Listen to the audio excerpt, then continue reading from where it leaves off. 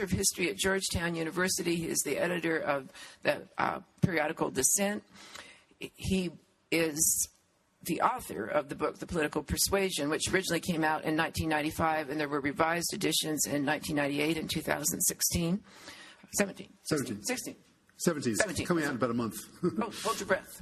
Or order ahead of time. Do that thing where you get to order ahead of time. So a new edition coming out, and I think I will want to ask you what you did in that new edition to adapt to our changing times. He also has a wide-ranging set of publications on subjects far from populism. There are seats down here if anyone's looking. There's some beautiful, and they're so close to us. It's just a warm and friendly environment to be up here with us, right? It's just a delight to be sitting so close to him myself, so I think everyone would enjoy these seats if you want to come up here. So he has a just-out book, War Against War, The American Fight for Peace, 1914-1918. And then, moving backward in time, American Dreamers, How the Left Changed a Nation. A Godly Hero, The Life of William Jennings Bryan. America Divided, The Civil War of the 1960s, and 5 sequential editions with the excellent co-author Maurice Isserman. And this is a delight. Barons of Labor, The San Francisco Building Trades and Union Power in the Progressive Era, 1987. His first book was a Western history book, so he has been just yearning for this opportunity to be at the Center of the American West since, I guess it would be 1987. I'm not sure San Francisco is the West, but that's a debate. And we won't do that tonight. So he had his bachelor's degree from Harvard.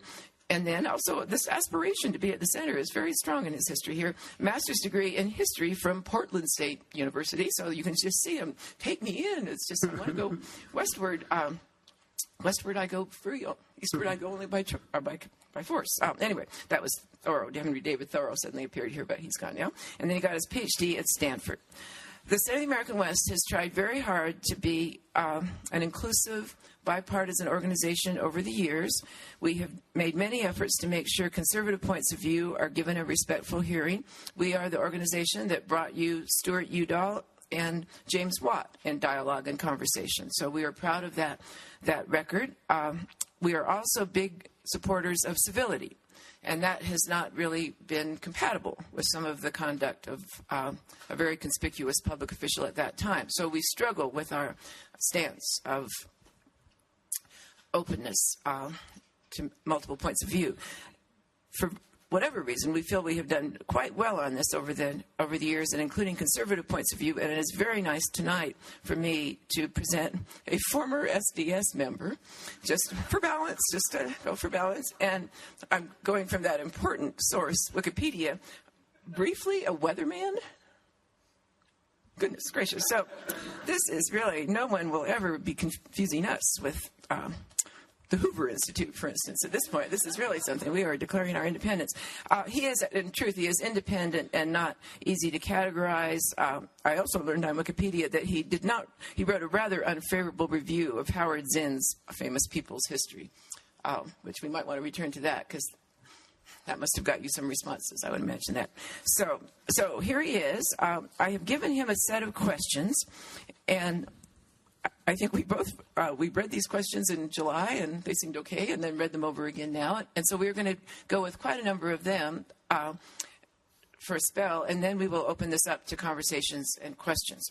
This is, in many ways, a discussion of history, and we will be doing some things about 1890s populism, which I think we have to do. But I don't know. It might be that after America ceased to be such an agrarian nation, whatever populism was in the 1890s, that may not be particularly relevant anymore. We'll find that out. So the first question, and this is a little bit tedious, but they were so well written, these questions, and I'm just going to share them with you.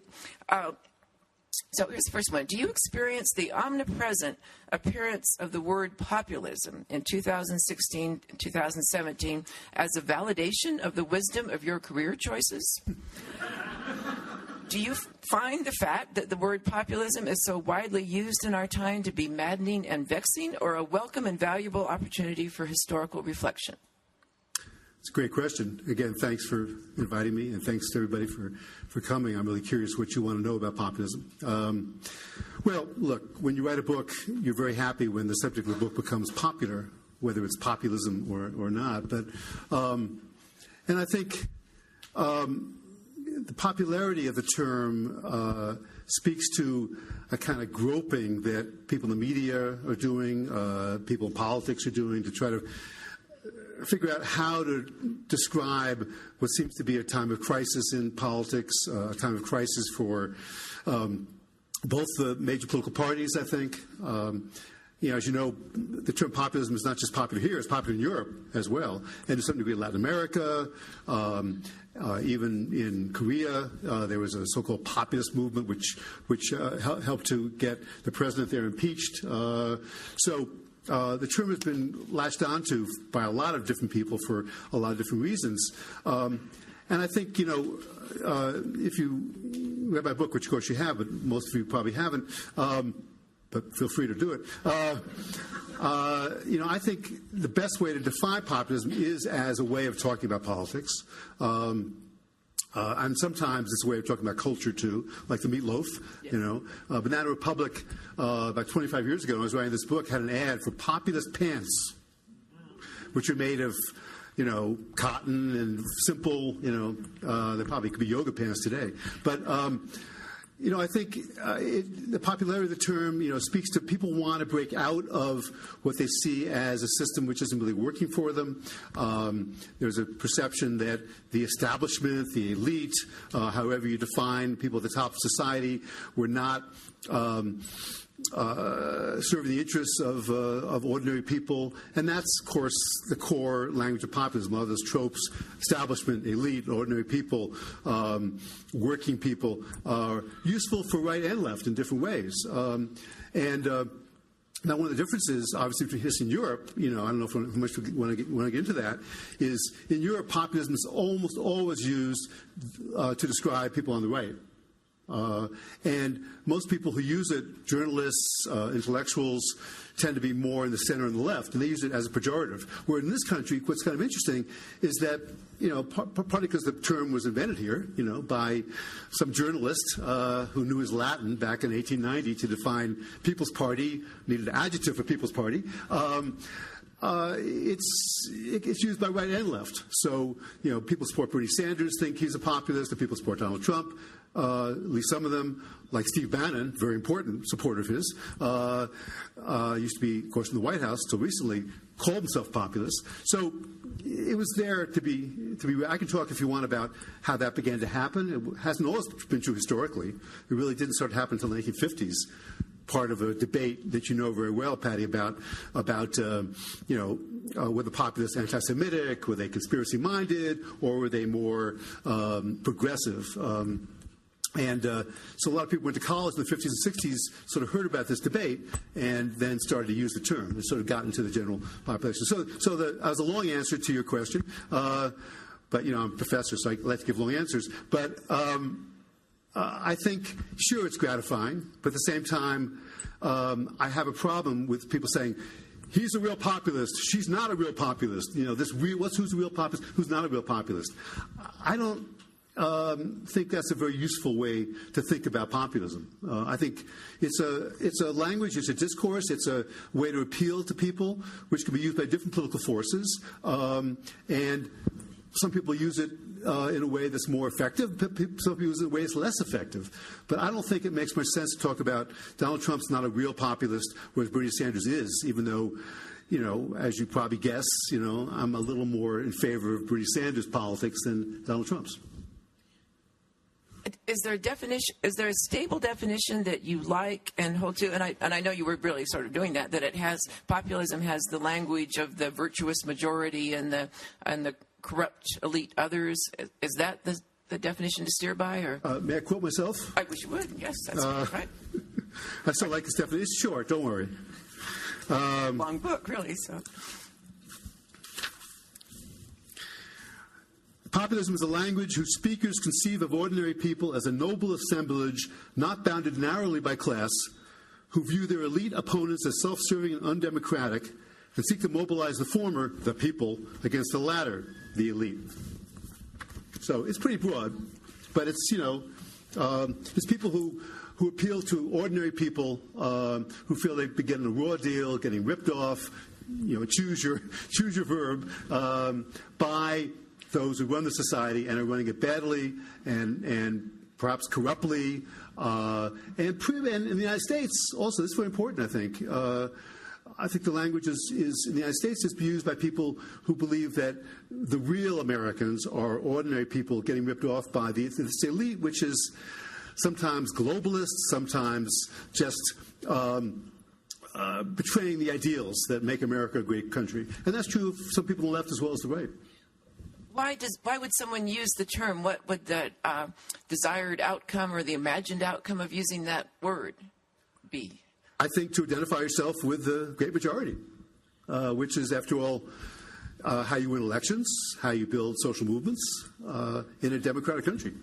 So it's a way of saying, I think, unlike, say, socialism or some sorts of, far right ways of talking, say fascism, I think it's a way of saying, look, things would be really great in America if the self-serving, corrupt, undemocratic, anti-American elite would just either get out of the way or would start acting in a public interested way instead of just trying to serve themselves. So in that sense, it's a kind of conservative language in the sense that it appeals, I think, to what most Americans already think we have. It doesn't appeal like socialism does to a vision of a different future society. And how what the great majority, if you're going to be eager for the great majority to rule, how is it that would you know who the great majority is and that they were compatible with what you were? Well, there's the contest, isn't it? There's the contest. Okay. I wrote a piece for Foreign Affairs last fall comparing Trump's populism and Sanders' populism, actually. And one of the things, and this goes back into history, I think, there's a distinction, I think, between a populism which I think defines President Trump's populism pretty well, though we can argue about that. Certainly did during the campaign last year. Defines the people as, a broad middle of the population, mostly white, against a self-serving elite, usually more of a political elite, but in cahoots with an economic elite as well, and a usually dark-skinned group of poor people at the bottom. And there's a sense that there's a unspoken, unwritten conspiracy by those at the top to use those at the bottom to hurt those in the middle. I think that defines Trump's anti-immigrant rhetoric very well. And it goes back in American history. A group like, here's a Western reference, the Workmen's Party of California, that was actually took over for a short period of time, the government of California in the late 1870s, wrote a constitution, was both very strong for labor unions, but also wanted to expel the Chinese. The Chinese must go was the WPC's slogan. And so it was a very good example, I think, of that kind of populism. The other kind of populism, the more, you might say, progressive populism, sort of seeks to mobilize the 99%, which is actually an old term, by the way. The Knights of Labor back in the 1880s had a song called the 99. But, of course, Occupy Wall Street sort of took it over a few years ago. And it really tries to not see any differences among the people based on race, based on ethnicity, based on immigration, which sounds good in some ways, but very hard in a country like ours, very heterogeneous ethnically and regionally and racially. Very hard, I think, to get the large majority to see themselves as all pretty much the same. Politicians always appeal to the people, the American people, but we know realistically most of the people don't see themselves as just the people. They see themselves as part of different groups. So I think those, in some ways, in a very broad sense, are the two ways of understanding the people. I think I want to get the 1890s populists taken care of so we can go back to the present. So the 1890s populists were very powerful in Colorado. This may or may not be common knowledge, but they won in the 1890s. And Davis Waite, who had the curious nickname, really what a silly name. Levy Bridles Waite. Yes, because he had said that he was going to stand up for the right for the people until the blood came up to the bridles on the horses, which... He said, better the blood should come up to the bridles of the horses than that the people's liberties should be besmirched, or forget the actual verb he used, Yeah, well, that's quite a... Don't use that. He was like my age. He was like in his late 60s when he said this, so, Yeah, he was a very odd bird, really, but he was our populist governor, and interesting things happened while he was our populist governor. Colorado was the first state where the men voted to give. Well, we use that phrase to award the vote to women. Obviously, since women couldn't vote, no women could vote in that. So populism in Colorado had quite a thing going. Then Davis Waite lost the next election and blamed the women. So it's a kind of an interesting world on that. But it was a very interesting moment because in Colorado, for the women's suffrage vote, middle-class white women built an alliance with mining workers of every ethnicity. So, and farmers were in on this as well. I think it's actually, dare I say, it's the most interesting form of 1890s populism, Colorado's odd coalition of groups. So that's populism, the 1890s. But where I want to go next is what Michael said about how this was quite controversial. The history of populism, when I was a kid, was quite heated. There was a very interesting man, Lawrence Goodwin, who wrote a book called The Populist Moment. He was a friend of mine. And he at some point came up to me and he said that he had been at some conference where I had been spoken of as someone who had who thought of farmers as small businessmen. And he had been at a conference where the populists were being celebrated because the agrarian tradition was our strongest tradition, and these were people of the soil. And so Larry Goodwin said, I stood up and defended you, Patty. And I thought, good Lord, I think farmers are small businessmen, so don't bother defending me on that. But that's how wild some of the moments could be. Could you reminisce about, this is when you were writing your book, when were the populists anti-Semites and all kinds of things. So just reminisce about those wild days of historiography. Well, first of all, I think I have a chapter, about the original populists in the book, of course. I think they were really a coalition. Of course, any mildly successful formation has got to be a coalition of different groups, as you mentioned, and they also sort of came with the tail end of a huge sort of upsurge of what was considered anti-monopolistic politics and discontent in America in the late 19th century, which included labor unions. Waite had been an activist in the Knights of Labor before the People's Party was formed. Temperance supporters, WCTU was a major organization, the largest women's organization in America up to that point in history, and it was led by a woman named Frances Willard, who was a Christian socialist, and she was at the first convention of the People's Party and supported it. So, I think from my point of view, it was perhaps and Larry Goodwin talks about this too, sort of the last really sort of mass heterogeneous radical formation, in American history. The Socialist Party, early 20th century, is a little bit like that too. But in the 1950s, there was a big debate about McCarthyism, which, anti-communism, Republican conservatism, which, helped to birth really the mass conservative movement in the 1950s. And liberal historians and political scientists, like my uncle Daniel Bell, like the great historian Richard Hofstadter, C. Van Woodward, the great historian who taught at Yale, where Patty went to school, debated about whether, because yes, there was some anti-Semitic rhetoric among the populists. Yes, they were small farmers. Yes, there was in their rhetoric there was some sense of a conspiracy. In fact, this keynote address given at the populist first big convention in Omaha, 1892, talked about a conspiracy hashed on two continents, Europe and the United States, against the interests of the common people. So some people, like Hofstadter, like Daniel Bell, not like Woodward, wanted to sort of look at the roots of McCarthyism. How come you have this irrational hatred of these urban elites, these cosmopolitan elites? They said, well, there are precursors in populism, and they argued McCarthyism was a kind of populism, rhetorically, and looked at the roots of that. And they were afraid. Most of these people were Jewish, as I am, as Danny Bell is, and Richard Hofstadter was. And they saw this, not just the roots of McCarthyism, but the roots of even fascism and even Nazism in this, which is going way too far, I think. But and C. Van Woodward, who comes from the South, came from Arkansas, I'm not sure if he had populist forebears, but certainly agrarian progressive forebears.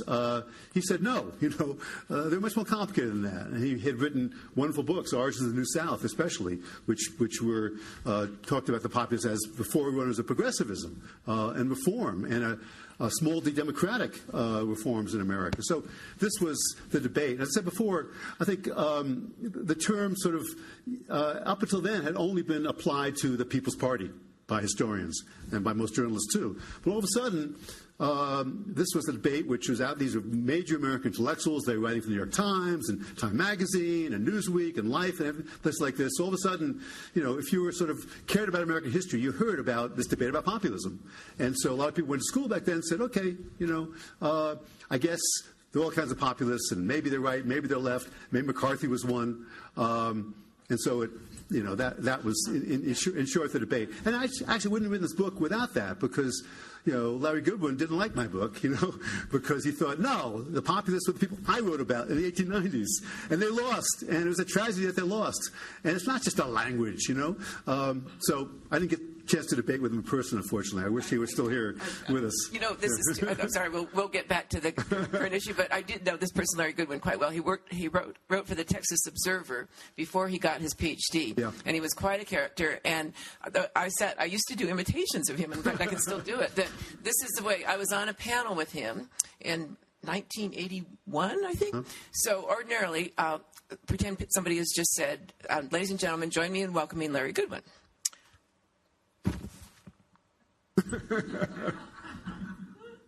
Look at you. Look at you. Now you know who's in charge of your lives. You know who's in charge of your lives, and you do not have the nerve to get up and do a thing about it. But once there were some people who did it. There were some people in the 1890s, and they joined together, and so anyway.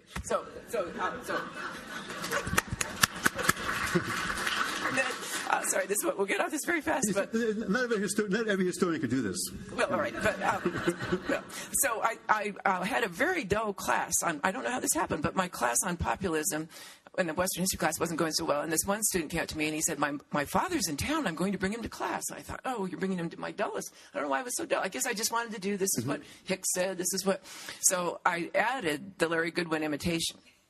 So all of my students really knew who Larry Goodwin was.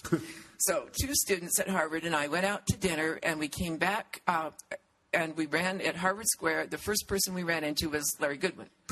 And so I said, "Oh, hi, Mr. Goodwin." And the students are going, "Is that Lawrence? Is that Larry Goodwin?" I'm going, "Well, yes, it is." And he said, "Well, how do they know me?" I said, "Well, I do this imitation." So we went out for a beer, and it took me maybe 3 beers before I could do what I just did there, because it was Larry Goodwin. And so everybody's watching me, and he goes, "I'm learning a lot." His son is the NPR reporter Wade Goodwin, so it's kind of fun to have and reports from Texas too. Yeah, right. Yeah. So with the absolutely. Well, anyway, so I beg your pardon for that. One thing about Larry Goodwin too is that he was an activist before he was a historian, which I was too, and only like 3 weeks in Weatherman. Before, I didn't bomb anything, believe me. I keep trying to scrub that from the, but I don't know how to scrub Wikipedia, so maybe you can tell me. But anyway. And he was a civil rights activist in Texas in the 60s, and that's, I think, how he began to write about social movements because of that. And that's sort of being in the New Left in the 60s was how I got to start writing about it as well. There's a lot of people, our generation of historians who became historians in part because they wanted to figure out what had happened. In some ways, what had happened to the side they knew, which wasn't doing very well. Which is, I started writing this book I mentioned in the beginning because, in the 1990s when I wrote the book, Bill Clinton was president, but the left I've been part of was not there anymore for the most part, and Bill Clinton was trying to sort of move the Democratic Party to the right. He had to win elections. I was trying to figure out what happened to the sort of left-wing populism, and that's why I started to write the book anyway. And by the way, I forgot to mention that the book in progress now, Michael's book, is a history of the Democratic Party. So good luck with that, I guess is what we'll say there. So I have just one or two follow-up questions on 19th century populism. Is it still convincing to say that the late 19th century populists failed in the short term and then got most of what they wanted in the progressive era? Is that still the view of the historians? And if it is it an argument for patience and gradual pacing? Mm-hmm. Well, first of all, the best history of populism, I think, better than Goodwin's, is a book called The Populist Vision by Charles Postel, Postel, teaches at San Francisco State. And he makes the argument more based on sort of following up on your question that the populists were not a radical movement the way Larry Goodwin saw them, and I do for the most part too, but really a reform movement that wanted to bring about what you might call a more moral capitalism, rather than a completely different kind of system. And, arguably a broad coalition could only do that. A broad coalition was not going to push towards a really radical transformation of American society. So I guess I have a yes-but answer to your question, Patty. On the one hand, a lot of the things the populists wanted did come to pass in the progressive era and are still with us. They wanted more flexible money supply. First, they wanted greenbacks based on no precious metals. Then they backtracked and said, okay, just monetize silver as well as gold. But the Federal Reserve System, in effect, brought that out. Now, you can inflate the money supply or deflate it depending on how the economy is going. So they won that one in a way. They wanted a progressive income tax. We have that. How progressive it is with loopholes, different question, but nevertheless, it is, at least in theory, a progressive income tax. They wanted more government regulation of corporations. Obviously, they got that. But they also, beyond that, they wanted a real, I think, full-scale democratization of American politics and full-scale democratization of economic life, too, without wanting socialism. But they wanted really small holders, small business people, cooperative businesses to have as much power as big businesses and maybe take over for a while. They had a very ingenious plan called the Sub-Treasury Plan. Raise your hand if you've heard of a Sub-Treasury Plan. All right. I won't go into great detail. Larry Goodwin has a whole chapter on it in his book. Basically, this was a way in which farmers could bypass banks altogether. They put their perishable goods in silos, and they borrow money based on their crops, and they would be able to get money up front in order to buy stuff they wanted. So they wouldn't need to go to banks, and they would do this from the government. The government would run these sub-treasuries. So they really had ideas of a alternative economy. Now, not all of them did. As I said, in a broad coalition, there were some people who were populists because they, wanted some pressure on railroad companies to recognize railroad unions, for example. So people have all kinds of reasons for being populist. But the core activists in the People's Party were really radicals, I think. And I think it is true, though, that after they fell apart, which happened gradually but surely by the early 20th century, there were people who took some of their ideas, like William Jennings Bryan, who I wrote a biography about, like Robert La Follette in Wisconsin, like a whole bunch of Western politicians, George Norris in Nebraska and others, and really use their rhetoric and some of their ideas to win election, to transform elements of both parties into a more progressive parties. But they didn't. They sloughed off the more radical parts of the populist platform and the populist vision, I think, too. So, in that sense, and this is true, I think, in the history of the left, which I wrote a whole book about. Left-wing parties in America often have an impact on the mainstream parties, but then they themselves don't last.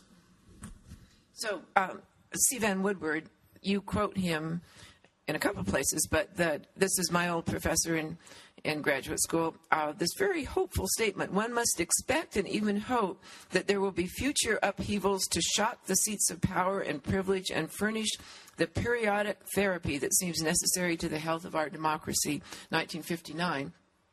I'd sort of like to have that hover in the air, that very hopeful. He said that as part of this debate about who are the populists. Yeah, but could you, and then we're moving out of the 1890s very soon here, but could you tell them about Tom Watson and teach them the word fusion and the...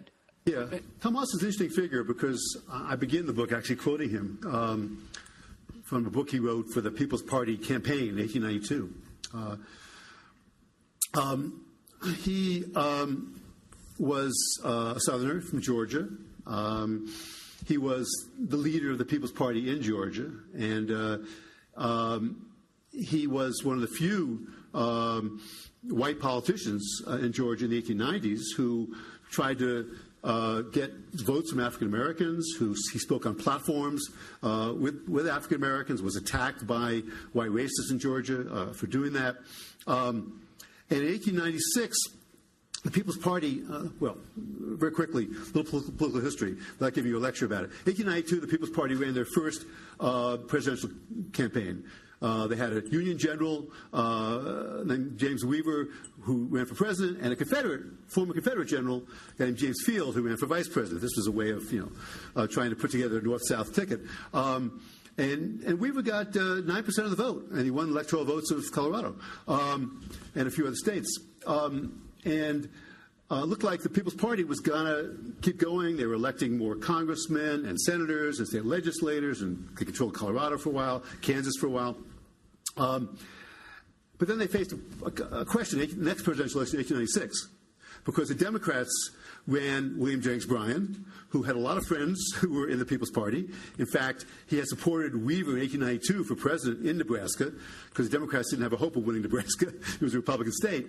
And so the populists met in their convention after the Democrats met and nominated Bryan, and they said, what are we going to do? If we run our own independent campaign, third-party campaign, Bryan's definitely going to lose. And a lot of stuff he said sounded like kind of things populists supported, including inflating the money supply, even hinted about nationalizing the railroads, which was one of the things that populists wanted.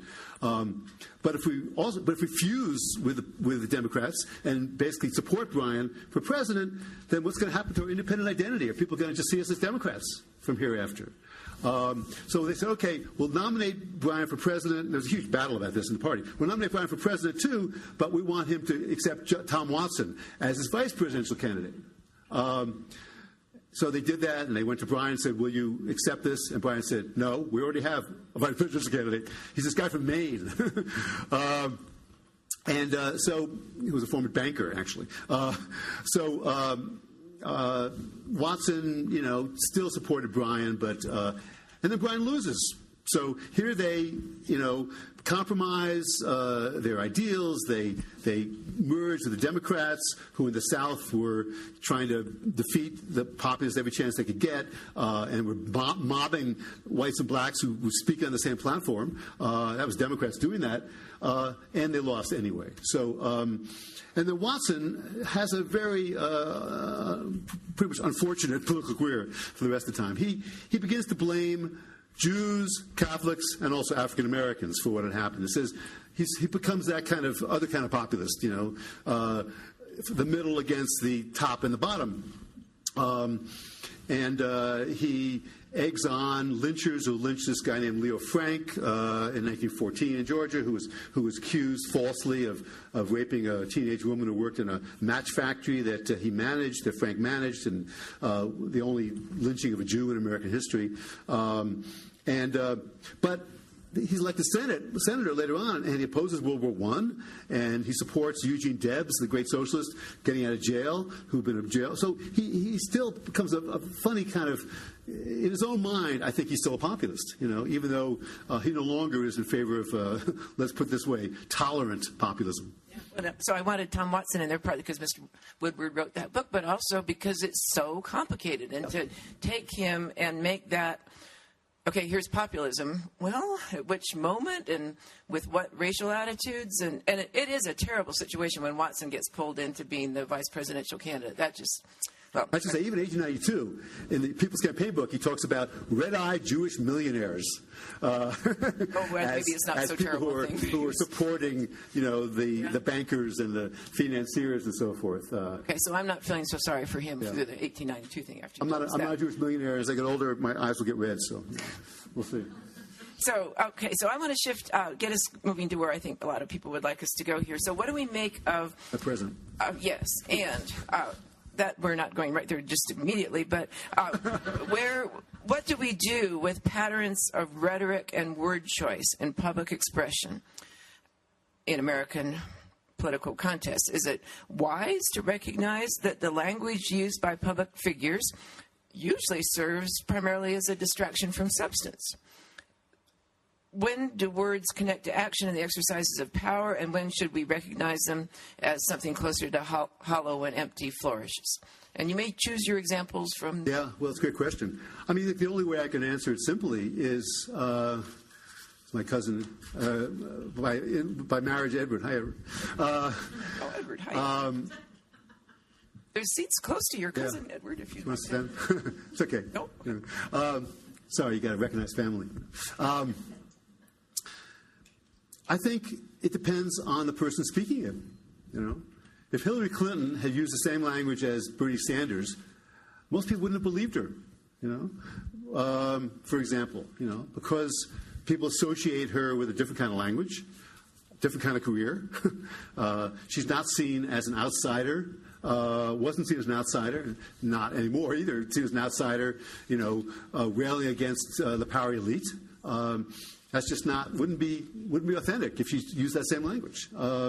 Similarly, if Donald Trump all of a sudden used a language of healing and harmony and there's too much anger in our society, we have to love one another, better together, he wouldn't have gotten very far either, because that's never been his persona. So, I mean, that's a present example, I think, of an answer to your question. Language is not free-floating. Populism is a very promiscuous language, as I've been talking about it and write about it in the book.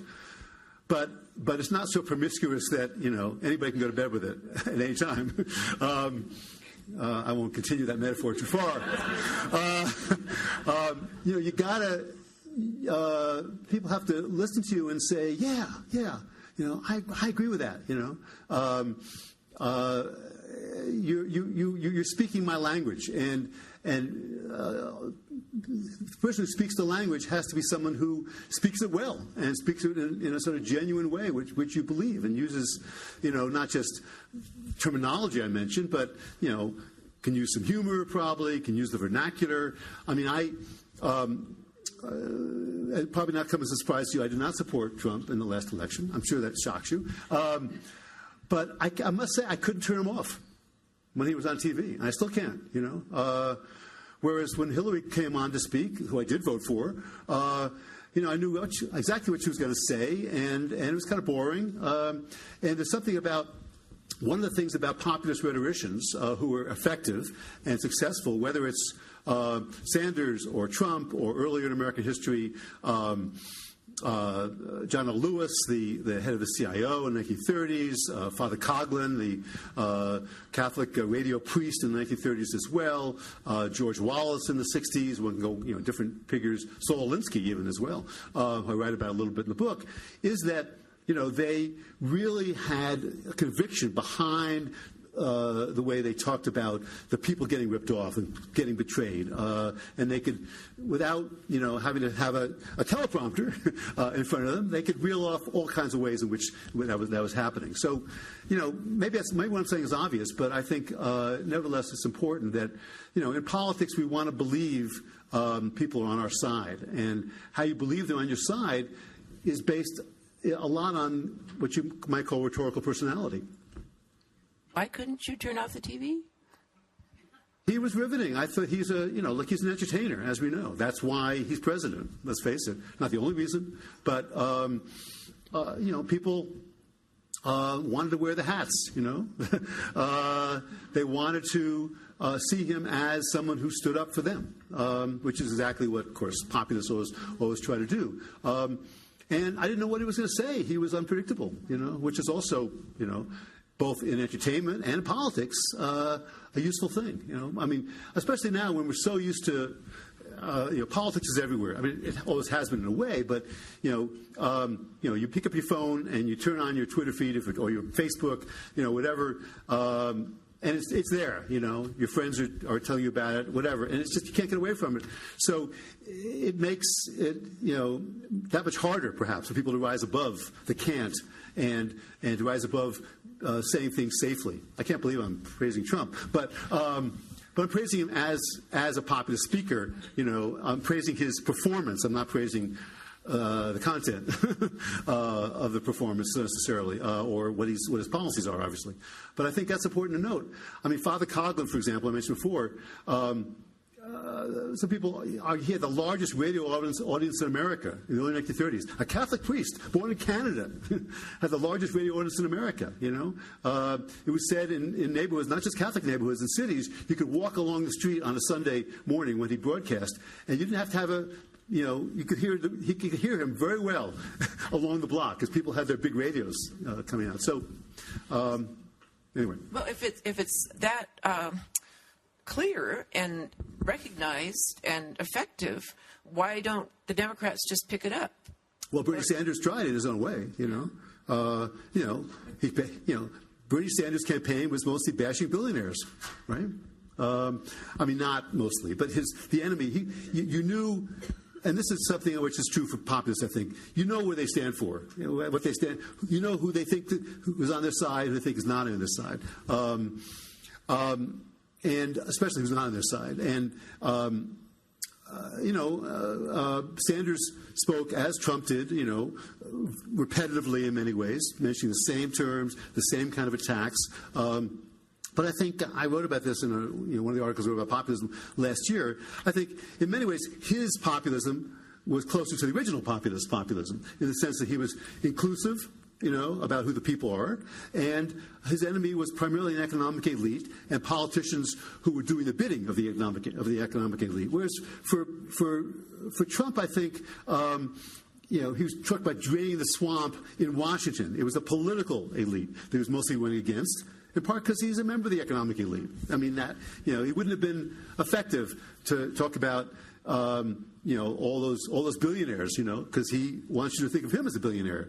Whether he is or not, if he ever releases taxes, we'll maybe find out. But nevertheless, there was a sense in which he had to. He made a virtue out of a necessity. He had to bash the political elite, and of course, that's a way conservatives have made use of the language of populism for a long time, since McCarthy, at least. Two more questions, and then we'll open it up for everybody here. But could you sort of survey the history of populist practices in the United States and take this question on? When has populism shown real precision and appropriate aim in its identification of people or forces to hold responsible for the troubles it seeks to correct? And when has it had a really much more scrambled sense of causality and accountability? Yeah, it's a really good question, the epistemological question. Well, hard not to think of the populisms I like, because academics, we like precision, right, in language and terminology and so forth. But I think I will have a chapter on the CIO and the sort of popular front of the 1930s. And there's a certain precision, I think. They were talking about employers and mostly Republicans and some Southern Democrats who supported employers who were against unions, and they talked about the union movement being not all the people, but potentially a majority of Americans being in labor unions. And that would have been their way of appealing to, obviously, the economic interests of the people. And they also saw... they talked about industrial democracy, They said, we have political democracy in this country. Well, we didn't include most black people at the time who could vote, but majority of Americans, of course, had the vote by then. But we don't have economic democracy. We don't have industrial democracy. So in that sense, they wanted democracy at the workplace as well as in the polling booth. Because I believe that people should be organized, at the workplace, and it's a good thing, and that's one way people we get more economic equality in our country. I think that was more precise. Now, of course, like any rhetoricians, they went way beyond that sometimes. They said that their employers were Tories. They used the language of the American Revolution, saying, we're the patriots, and Henry Ford is a Tory, because he's opposed to the, people having representation, at the workplace. That wasn't very precise. I mean, Henry Ford was not a Tory, but, but nevertheless, this is, part of the fun of politics, to me, I love politics, even if it doesn't go my way, is that, it is performative, it is inventive and creative when it's, and populism is often very creative in those ways. And one follow-up question, then we're opening up here. To what degree have scapegoating, suspicion, and even paranoia been an essential part of the package of populism? Have there been any episodes of noteworthy paranoia reduction in which we might find inspiration? And how have any targeted groups ever been successful in removing themselves from the role of scapegoat? Well, I mentioned the Workmen's Party of California before. Chinese Americans are not scapegoated, now, and haven't been for a while, I think. Maybe that'll happen again if we have, a battle with China. But, most Chinese Americans are quite assimilated, if that term has any meaning, compared even to some other ethnic groups. The Workmen's Party, you can not have a party now, make hay by demonizing the Chinese in this country, I don't think. At least not Chinese citizens or Chinese residents. I think we should draw a distinction between paranoia and looking for enemies. I don't think it was paranoid for the original populists to think that bankers did not have their interests at heart for the most part. They wanted to restrict the money supply. They wanted to keep interest rates, high so they can make more money. They believed that. They were not, out to get small farmers in any kind of malevolent way, but they had a worldview which was different from the small farmers, the People's Party, and the miners. And they, I think the miners and small farmers had a better idea. So, but at the same time, I can't imagine a populism without enemies, I can't imagine populism with just opponents who you are completely civil to, and you sit around and have a conversation like this. That is how politics, when politics works well, often works.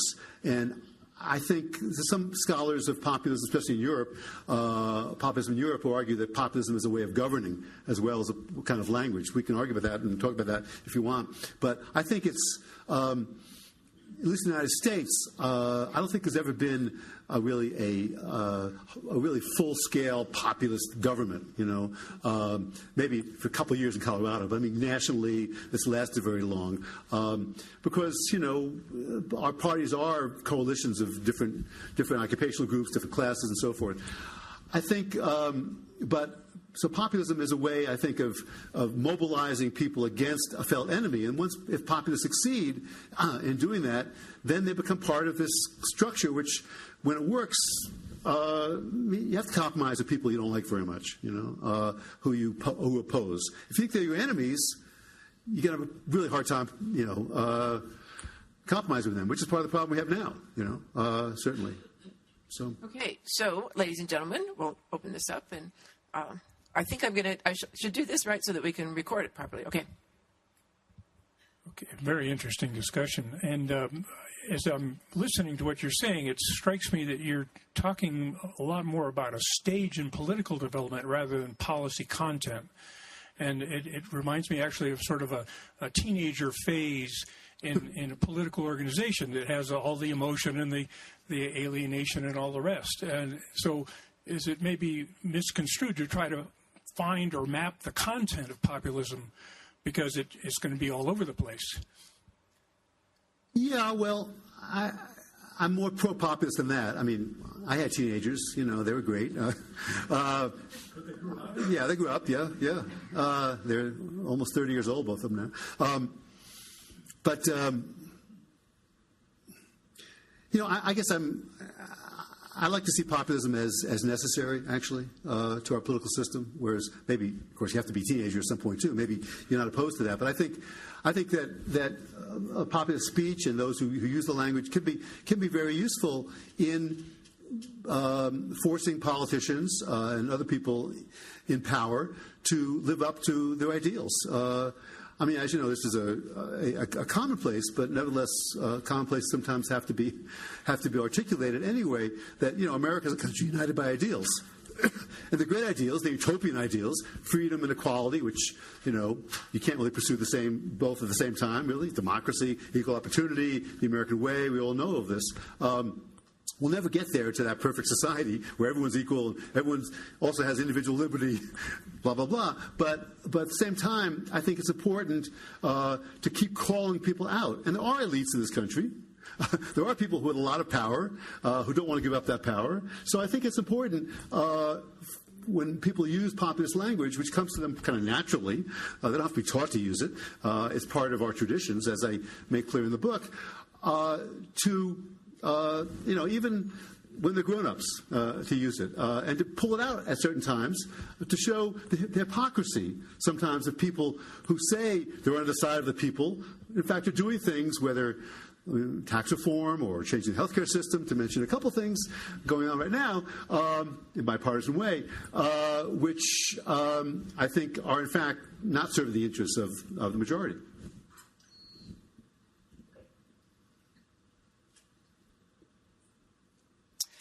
Are we seeing, is that on? Okay, yeah. Great. Are we seeing a surge of populism from Latin America to the United States to South Korea just because populism as a term is often used imprecisely? Or is populism actually a global phenomenon? So why are we seeing it across the globe? Yeah. No, that's a great question.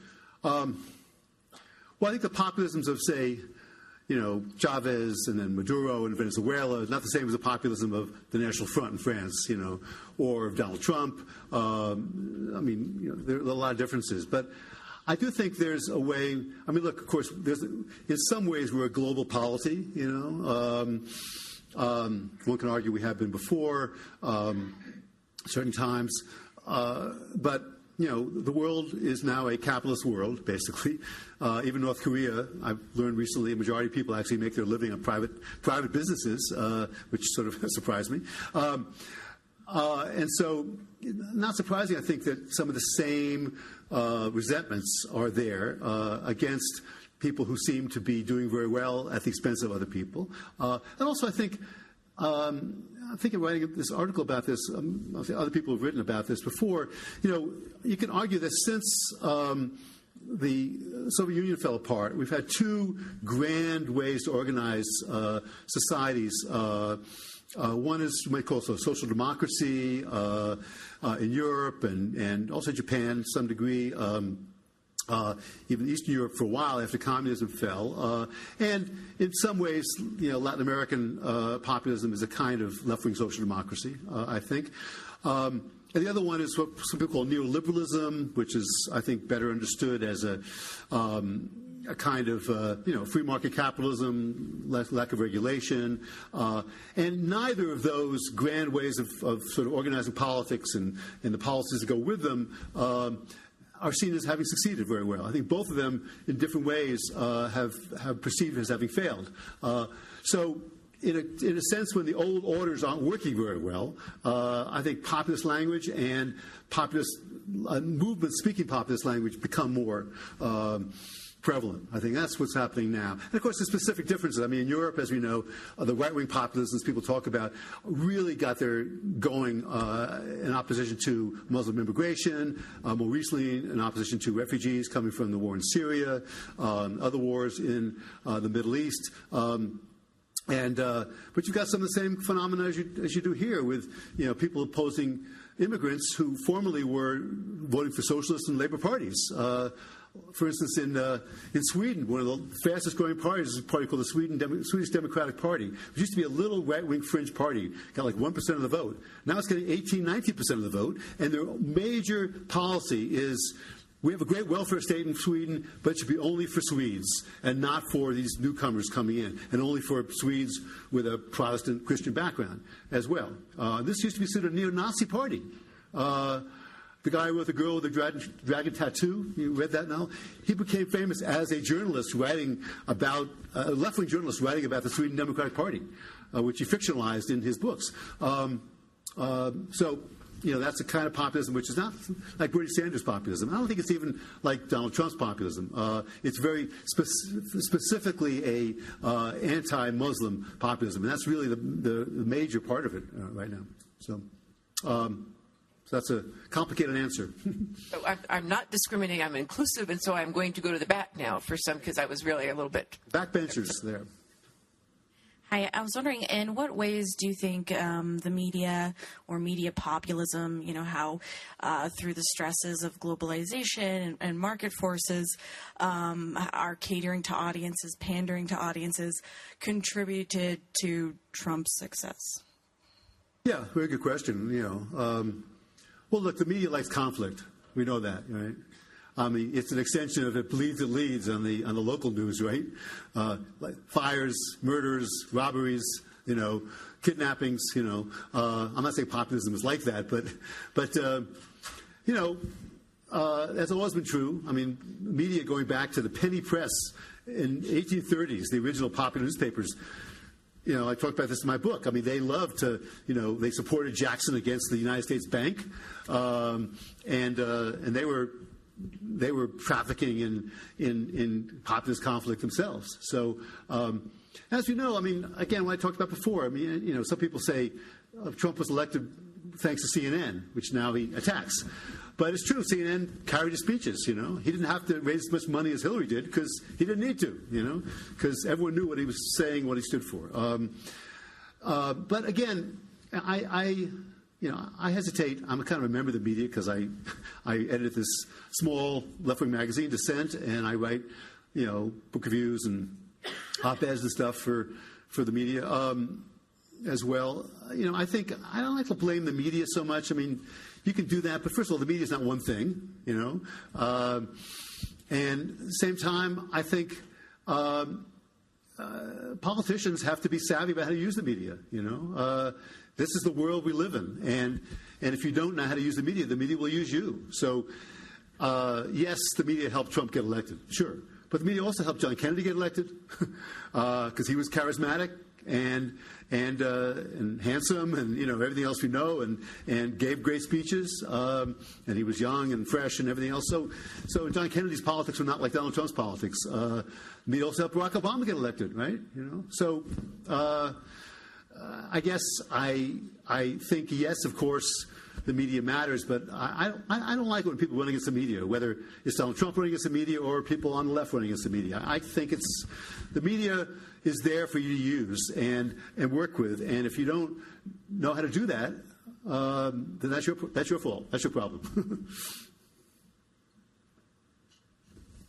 I was thinking about going to the past, but then when the Supreme Court outlawed the income tax, when the Supreme Court overturned the income tax in the 1890s, the populism was there. There was a certain amount of populism, but the reaction to that. Carnegie didn't pay an income tax. Rockefeller didn't pay an income tax. But then what happened? Well, it's a pretty big surge of populism, right? And all those Republicans, populist Republicans in Kansas and Wisconsin, joined with the Democrats and passed the income tax amendment, overturning the Supreme Court decision. The question isn't that have we ever had populism like that since? Yeah, well, I think yes. I think a lot of, I mentioned the 1930s before. I think a lot of the grassroots movements in the 1930s, some like Father Coughlin were sort of on the left, argue pro-labor, pro-New Deal, and then moved to the right, became an anti-Semite and a pro-fascist. But there was the CIO, which helped to push, the Wagner Act, which was an important change. Social Security, we forget Social Security was backed by a very large movement of elderly people. There were various forms that took. There was a thing called the Townsend Plan, led by a retired physician from Long Beach named Francis Townsend, who said that people over age 65 should get $30 every week, and they have to spend that $30, every week. That would rejuvenate the economy during the Great Depression. So yeah, the 1930s was a good example of that. And you read about the income tax. I mean, people forget that. The income tax was passed by Congress in 1894. In fact, the original sponsor of the bill was William Jennings Bryan in his his second term in the House of Representatives from Nebraska. But then the Supreme Court ruled it unconstitutional, and then they had to enact an amendment. And it was overwhelmingly popular.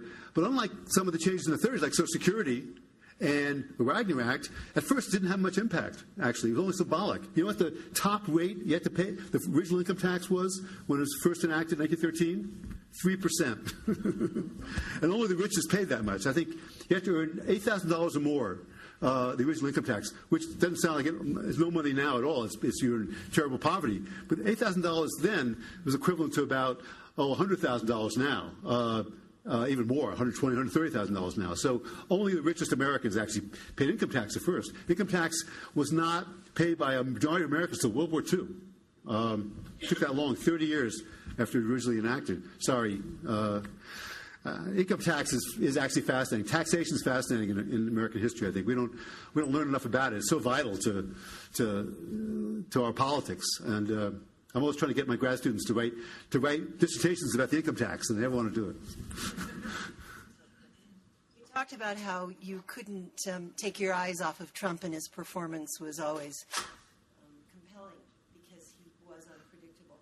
What about his convictions? What do you think they are? What do I think his convictions are? His convictions are make Donald Trump great again. Always. I mean, if you read biographies of him, actually a former friend, kind of girlfriend of mine from high school, is married to Tony Schwartz, who wrote Art of the Deal. So I've talked to Tony about this, and he feels very bad having written the book, actually. Hi, Tony, if you ever see this. But and Tony said, that he wants people to talk about him. He wants people he wants to be the center of attention. All the time. And as you know, I mean, he's changed his politics many times over the years. He's given more money to Democrats than he has to Republicans historically. But look, that's also one of the reasons I think he won, is because he wasn't a garden variety Republican. He wasn't Ted Cruz or Marco Rubio. And a lot of Republicans, didn't want a real Republican anymore. They wanted someone like him, just as a lot of Democrats didn't really want Hillary Clinton, not enough, to nominate Bernie Sanders. I mean, we could have had an election between somebody who wasn't really a Republican and Bernie Sanders who wasn't really a Democrat, which that never happened before in American history in our two-party system. Didn't happen, but it could happen in 2020. We'll have to see.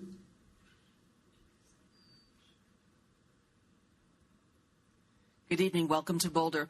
So as a mixed race, mixed culture, Western woman, it looks to me that the current flavor of populism in the U.S. and Europe and Scandinavia is the fear of white men of losing their perception of power and their claim on elements and energy and the things that they can do with that. So one of the things it seems to me that history does is to give us a macro perspective. So where are we going now? What's the next flavor of populism after this super vanilla-laced flavor currently? Well, I'm a historian. That's the future. You're asking me to predict the future. One thing you know about the future is not going to be like the past. The famous line, history repeats itself. George Santayana, those who don't know history are doomed to repeat it. He was wrong. We're not going to repeat history. But I don't know. I mean, I think, if you talk about globalized polity, which I was talking about before, I think one of the things which is interesting is that young people, who are going to be old people, let's hope, most of them, in the future, I think we know this from polls, they are less, at least in this country, that's not so much true in Europe, but in this country they are less enamored of some of the, right-wing populism that Donald Trump represents. If people under 30 had voted at the same level of people over 65, Donald Trump would not be president. And Democrats control a lot more states than they do, and control the Senate and maybe the House. But and I think that, as we know, they were more excited by Bernie Sanders than they were by Hillary Clinton. And I think it's a possibility, though I wouldn't say, again, I don't want to predict, because that's not what I'm good at and what I'm trained to do, what I am good at doing. I think it's a possibility that young people, whether millennials or those someone older than millennials, will be able to craft a more inclusive kind of populism, like the one I talked about. Because after all, as we know, there's a lot of precarious labor. There's a sense that, young people are not going to do as well as their parents, that despite the fact that there's no longer a recession, that unemployment is very low, people have a sense that America's not living up to the ideal of equal opportunity, to use that old rhetoric, and people wanted to. And I think also younger people, when they get into politics, usually don't just join something much more established. Some of my students do at Georgetown. They come to Washington because they want to get into politics or they want to get into government. But I think people join social movements because they want to change that. They don't just want to join it. So that's my hopefulness, at least. And at the same time, I think I'm always preaching this to my young staff members on dissent and arguing with some younger leftists. I think it's also important not to, one of the things populists can often say is all institutions are bad. You have to form new institutions. You have to form third parties. You can't join the old established institutions. I think that's also a problem. I'm speaking now as a political person as well as an historian. If you want to change American politics, you're not going to do it through the Green Party. You're just not. You're going to do it through the Democrats or Republicans. And so that's why Bernie Sanders ran as a Democrat. He understood he wasn't going to get far running an independent campaign for president. I think one of the problems populists often have, and this is true of the original populists too, before they fused with the Democrats, a third party is great, an independent radical group is great, but it's great at raising issues and compelling politicians to live up to their promises. But if you actually want to change legislation and you want to enact an income tax amendment, you need 2/3 of Congress and 3/4 of state legislatures to do it. You're not going to do that if you're just a radical populist fringe.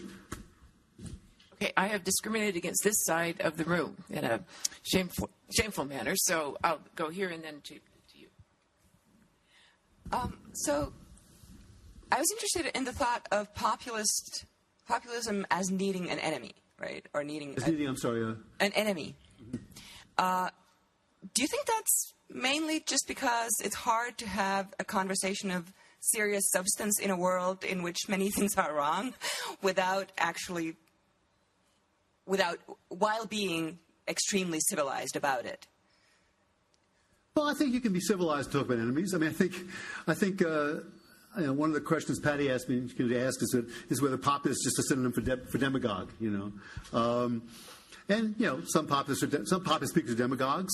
Some are not. But as you know, the root of demagogue is demos, the people. Speaking to the people. I think the original populists, for example, were educated, activists. They read, economics. They like to debate with conservative economists, for example. Bernie Sanders has, taken on Republican senators who are opposed to universal, health coverage, for example. So, I don't think it's either or necessarily. There's a spectrum. I mean, there's some people who are ranters and ravers, but there's some people who say, look, my enemy is, are big financial institutions, but the way for them not to be my enemy anymore is for them to be strictly regulated and not cause financial crisis. And then they won't be my enemies anymore. They'll be domesticated, and they won't cause financial crisis anymore. So you can use the rhetoric without going whole hog and saying we have to smash these people down to the ground and burn them, and we'll put a pitchfork into them, the way a famous populist speaker, Ben Tillman, did. He was called Pitchfork Ben Tillman because he wanted to put a pitchfork into Grover Cleveland's, stomach. He's also a vicious racist, which, anyway, I'm going on tangents here. Is it accurate to say that historic populism was aspirational and inspirational? And today, the example, perhaps Bernie came closer to that.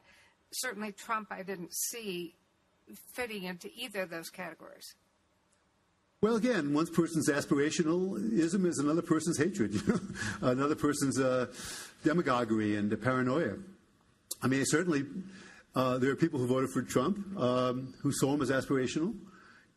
Making America great again. That's an aspiration, right? However you define it. Let's get back to a time when ordinary middle-class white Christians, are the core of our country again, not losing out to these people who don't even speak English who are taking our jobs. I mean, that's a kind of aspiration as well as a kind of poking, kind of hostility at the same time. I don't think you have to have one with the other. And that's usually true, I think. As I mentioned before, at best, populism is a language of people who want to, I think, bring America back to its best ideals and want politicians to serve the people, however they define that. But at the same time, it goes along with a sense of betrayal and a sense that these people are, maybe you should put them in jail, the way he talked about Hillary Clinton, or at least you should humble them, and sometimes violently, sometimes not violently. So, important not to dichotomize this too much, I think.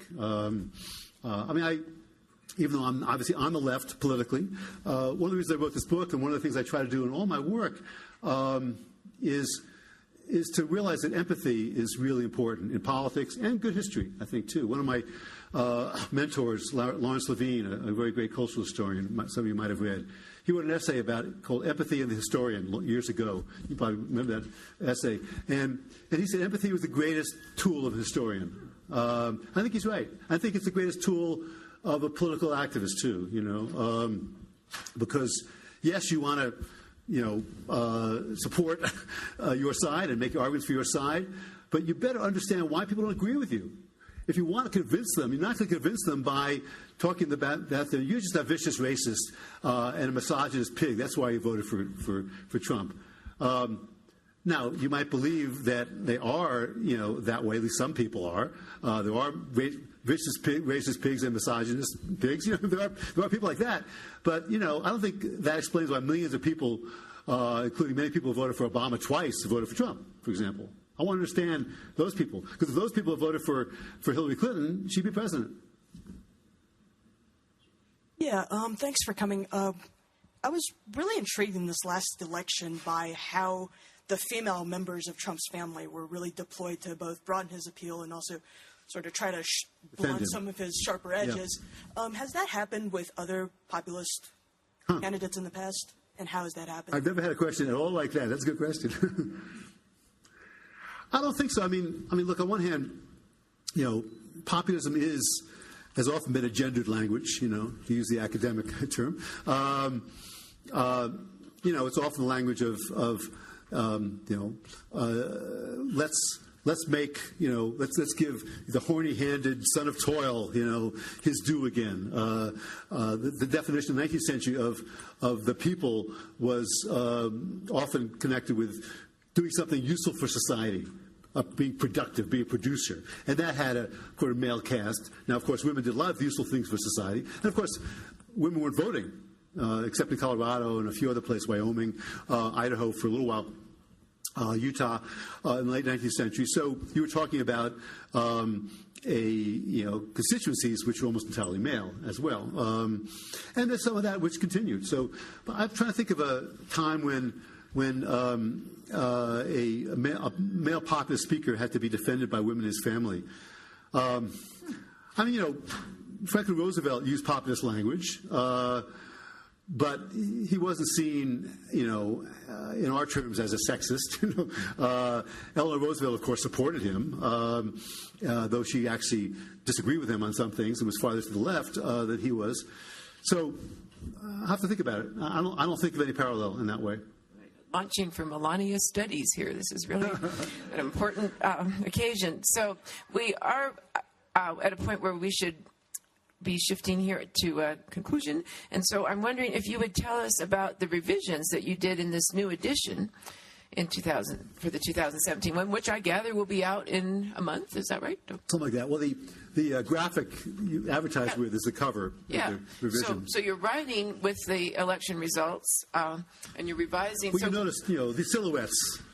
Yes, that's not. I hope you know what the silhouettes are. At least the designer of the cover hopes you know. I asked him actually. I think everyone knows who Trump is, but people know this is Sanders. But I wanted to see if I could push you to say. Anyway, that I have this quotation from Mr. Woodward. One must expect and even hope that there will be future upheavals to shock the seats of power and privilege and furnish the periodic therapy that seems necessary to the health of our democracy. And then, quoting you, at best, populism provides a language that can strengthen democracy, not imperil it. May we hope that this new edition takes those sentiments? It basically analyzes, how we got to Sanders and Trump, and it uses, to be honest, things I wrote last year to do that. I didn't. This edition, which was actually the second edition, came out in 1998, almost 20 years ago. I didn't completely update it from there. I could have done more of it, but I did some of that. I do think that to the extent that we'll have to see what happens, the extent that Trump broke out of a certain conservative mold by using populist language in his campaign anyway, not necessarily in governance. Talked about, the interests of working people in the Midwest. Talked about, thinking about foreign trade deals, which I think should be criticized in different ways.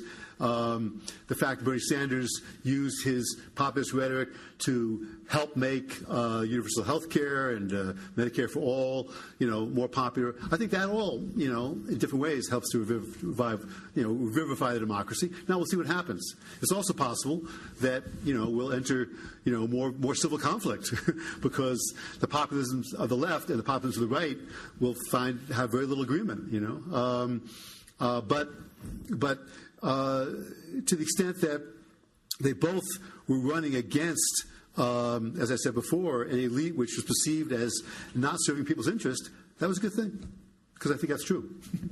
So, and just to take one more quotation from you and ask you to take the thing you were saying about empathy there, I was struck by this quotation. Yet it would be foolish to ignore the anxieties and anger of those who have flocked to Trump with a passion they have shown for no other presidential candidate in decades. Could you just give us a little navigational advice of how we address and engage with those anxieties and anger without getting pulled into impossible and unmanageable bogs of strong feeling?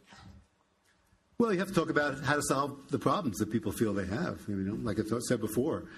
I don't want to, keep harping on why I think unions are good things, but Michigan, Wisconsin, Pennsylvania, the states which electoral votes narrowly gave Trump the presidency, as we know, there used to be some of the strongest union states in the country, and now they're not anymore. And famously, the governor of Wisconsin, very heavily pushed a anti-union, anti-public workers platform. And I think that one of the reasons why wages have gone down, we have a bigger gap between the rich and most working people over the last 30, 40 years, is because unions have declined. And that's not just the fault of people who don't like unions. Unions have been part of that problem as well. But I think, people who don't share Trump's politics, like me, have to provide ways to solve those problems. So $15 an hour wage, for example, would be something of a start, at least for lower paid workers in the economy. And I also think that obviously healthcare is a serious problem in this country. Obamacare might be repealed next week by the Senate. The House will go along with it, and then we'll be faced with, in Colorado, they have a different healthcare system than you'll have in Nebraska and your neighbors to the west. And that will, I think, produce even more anxiety about the healthcare system. So, in other words, the only way to deal with the anxieties that populism expresses is to figure ways to solve those anxieties. I mean, that's happened before in American history. In various ways, Franklin Roosevelt and New Deal liberalism helped to do that. In various ways, though I didn't agree with him, I think Ronald Reagan helped to do that for some people as well in the 80s. So that's what political leaders do. And we don't have those leaders today that I can see anywhere close to the horizon doing that. If we find them, we better get behind them and push them to do even better. So the evening was described as a conversation, and the promise was made that we would benefit in significant ways from the insight and experience of the speaker, and I believe that was a prediction and prophecy. My record in prediction and prophecy is not good as a rule, but I think I got it on this one, that we have been very, very fortunate to have Professor Kazin here. And let's thank you. Thank you very much.